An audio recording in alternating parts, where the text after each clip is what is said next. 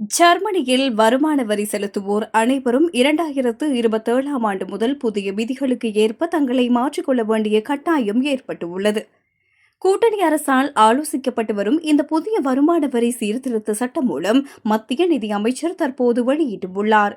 குறைந்த மற்றும் நடுத்தர வருமானம் ஈட்டுவோருக்கு நிவாரணம் அளிக்கும் வகையில் அடிப்படை வரி விலக்கு வரம்பை உயர்த்த இந்த திட்டத்தில் முக்கிய இடம் அளிக்கப்பட்டுள்ளது.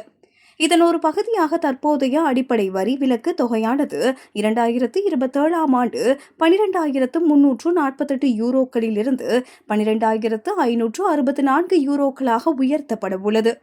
மேலும் குடும்பங்களுக்கு பயனளிக்கும் வகையில் குழந்தை நல உதவித்தொகை மற்றும் குழந்தைகளுக்கான வரிச் சலுகைகளையும் உயர்த்த திட்டமிடப்பட்டுள்ளது. அதே நேரத்தில் மிக அதிக வருமானம் ஈட்டுவோருக்கு 45 மற்றும் 47% வரை புதிய மற்றும் உயர் வரி விகிதங்கள் விதிக்கப்பட உள்ளன. இந்த வரி சீர்திருத்தங்கள் முழுமையாக நடைமுறைக்கு வரும்போது கோடிக்கணக்கான வரி செலுத்துவோரின் தனிப்பட்ட நிதி சுமையிலும் வாங்கும் திறனிலும் நேரடி மாற்றங்கள் ஏற்படும்.